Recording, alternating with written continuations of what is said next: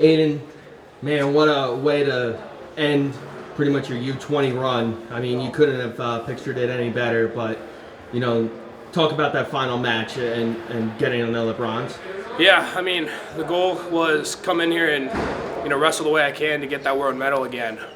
And, it's obviously not the goal that I wanted, but it is what it is, and I'm obviously happy with my bronze medal.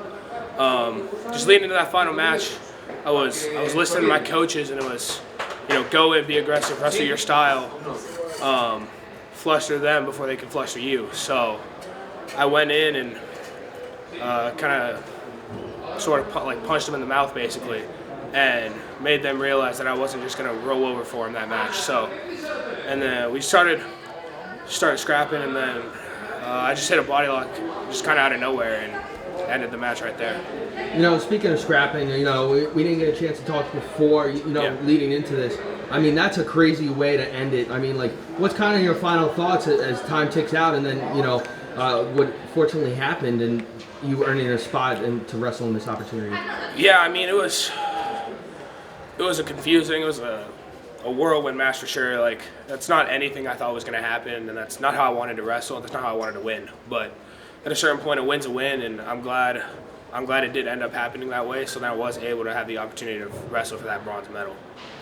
And now, being two-time bronze medalist here at U20s, can you wrap up and kind of explain, the experiences that you've had at not just this tournament, but in previous U20 experiences?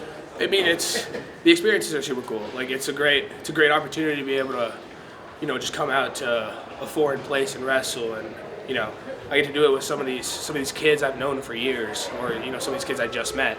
So it's a super cool opportunity to do that, and then it's just a good opportunity to test yourself against the top tier of other countries at your age group, right? So that was one of the big things. And one of the things I was super excited for leading into this one was I knew I had the capabilities of medaling, and I just needed to go out and prove it and test myself against these top level athletes.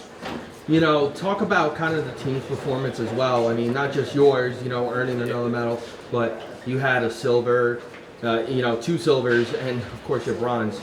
Really talk about that experience, because the team did really, really well in this tournament. Yeah, no, I mean, the team they wrestled great. I mean, I wrestled great.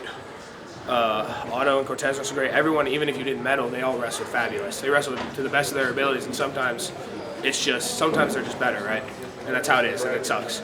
But, the team overall wrestled great, and you can't hinder or neglect the fact that they didn't wrestle great. They all wrestled great. Sometimes it just doesn't roll your way, right? So I'm super proud of my team, and I'm super proud of the way they all wrestled and the way I wrestled, because at a certain point you just got to put it all on the line and hope it all turns out your way. And finally, whose thought was it to, for your coach Robbie Smith to come out there and get your lap drop? And that was all his. I won, and he goes, "You better throw me right now." And I said, "Okay." So it was all his idea.